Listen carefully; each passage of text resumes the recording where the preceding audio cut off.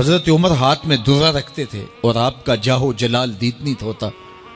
تو جو ہی حضرت عمر رضی اللہ تعالیٰ عنہ کو اس نے دیکھا تو ڈر گیا اور دل ہی دل میں کہا اے اللہ آج عمر کے قہر سے بچا لے، میں تیری بارگاہ میں سچی توبہ کرتا ہوں. اور جلدی سے شراب کو بغل میں چھپا لیا. اتنے میں حضرت عمر سر پہ پہنچ گئے اور گرج کر کڑک کے کہا کہ یہ تیری بغل میں کیا ہے؟ چونکہ اس کو بوتل چھپاتے دیکھا تھا تو وہ ڈر گیا اور ڈرتے ڈرتے کہنے لگا حضرت یہ سرکہ ہے. اب تھی تو شراب لیکن ڈرتے ہوئے بولا حضرت سرکہ ہے. تو حضرت عمر نے کہا نکال. جب نکالا تو شراب نہیں تھی، واقعی سرکہ بن چکا تھا. تو جب اللہ کے حضور کوئی توبہ کرتا ہے اللہ اس کے گناہوں کو بدل کے نیکیوں میں تبدیل کر دیتا ہے. حدیث پاک میں آتا ہے کہ قیامت کے دن اللہ ایک شخص کو کہے گا کہ اپنا نامہ اعمال پڑھ. تو وہ نامہ اعمال پڑھنے لگ جائے گا. تو نامہ اعمال کے اندر چھوٹے گناہ بھی ہوں گے، بڑے گناہ بھی ہوں گے. تو اللہ سے حیا کرتے ہوئے، شرم کرتے ہوئے وہ بڑے بڑے گناہوں کو چھوڑتا جائے گا اور چھوٹے چھوٹے گناہوں کو پڑھتا رہے گا. جب وہ سارے گناہ پڑھ چکے گا اور کتاب ختم ہوگی تو اللہ تعالیٰ اسے فرمائے گا میرے بندے تو نے یہ جتنے گناہ پڑھے ہیں میں نے سب کو بدل کے نیکیوں میں تبدیل کر دیا. تو بندہ کہے گا اللہ ابھی تو میرے بڑے بڑے گناہ رہتے ہیں جو میں نے پڑھے ہی نہیں. فَضَحِكَ النَّبِيُّ حَتَّى بَدَتْ أَنْيَابُهُ. حضور جب یہ بیان فرما رہے تھے تو حضور اتنا مسکرائے کہ صحابہ نے حضور کی داڑیں دیکھ لی.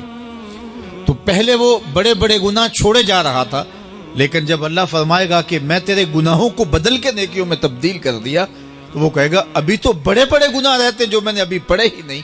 تو جب کوئی بندہ اس کے حضور توبہ کرتا ہے اللہ یہ نہیں دیکھتا اس نے گناہ کتنے کیے ہیں، یہ دیکھتا ہے بندہ آیا میری چوکھٹ پہ ہے تو اللہ اس کے پچھلے سارے گناہ معاف فرما دے.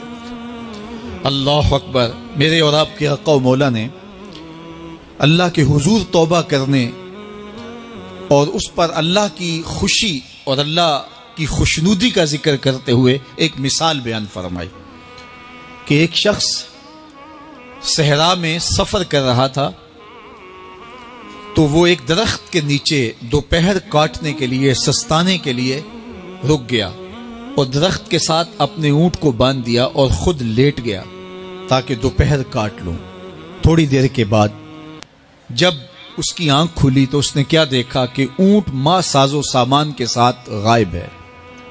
اب صحرا میں اونٹ کا گم ہو جانا گویا زندگی چلے جانے کے مترادف ہے. تو اس نے دائیں بائیں بھاگ دوڑ کے دیکھا کہ کہیں اونٹ کا نشان مل جائے لیکن اونٹ کا نشان نہیں ملا. تا حد نظر کوئی انسانی آبادی نہیں. وہ بھاگا اور تھک ہار کے دوبارہ اسی درخت کے نیچے بیٹھ گیا اور پیاس سے ہلکان ہوا جا رہا تھا اور درخت کے ساتھ ٹیک لگا کے لیٹ گیا اور موت کا انتظار کرنے لگا. جن لوگوں نے صحرا کا سفر کیا ہے ان کو اس بات کا اندازہ ہوگا کہ کئی 100 میل تک انسانی آبادی ہی نہیں. اب نہ کچھ کھانے کے لیے بچا نہ کچھ پینے کے لیے بچا. اونٹ بھی غائب ہو گیا، توشا بھی ساتھ ہی چلا گیا. تو اب ظاہر ہے سیدھی موت ہی نظر آ رہی ہے. تو وہ اس درخت کے ساتھ ٹیک لگا کے بیٹھ جاتا ہے اور موت کا منتظر ہوتا ہے. تھوڑی دیر کے بعد پھر اس کی دوبارہ آنکھ لگ جاتی ہے. جب دوبارہ آنکھ لگتی ہے تو تھوڑی دیر بعد پھر آنکھ کھلتی ہے.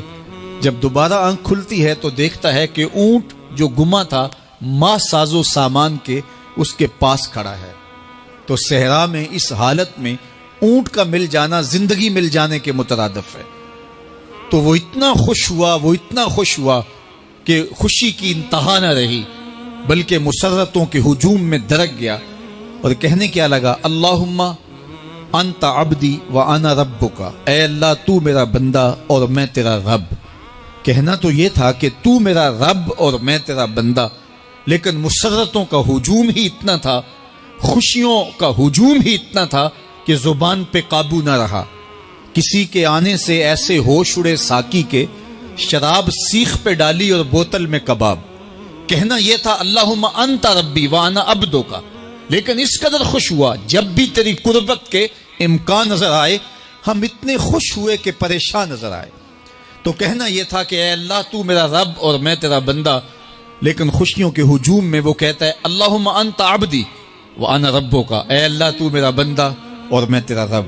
حضور یہ بات بیان کرنے کے بعد صحابہ سے پوچھتے ہیں کہ ذرا بتاؤ اس بندے کو کتنی خوشی ہوئی کہ خوشی میں زبان بھی قابو نہ رہی اور اپنے آپ پہ کنٹرول نہ رہا، اور خوشیوں کے ہجوم میں اسے یہ بھی پتہ نہیں چل رہا کہ وہ کیا بول رہا ہے۔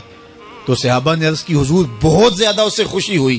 تو میرے حضور نے یہ بات کرنے کے بعد ارشاد فرمایا جس طرح اس کو گما ہوا اونٹ ملا اور اس کی خوشی کی انتہا نہ رہی، تو فرمایا جب کوئی شخص توبہ کرتا ہے اور اللہ کی حضور پلٹ کے آتا ہے، گناہوں سے معافی مانگ کے اس کی دہلیز پہ آتا ہے، میرے حضور نے فرمایا اللہ اس سے بھی زیادہ خوش ہوتا ہے کہ میرا بندہ میری چوکھٹ پہ آ گیا۔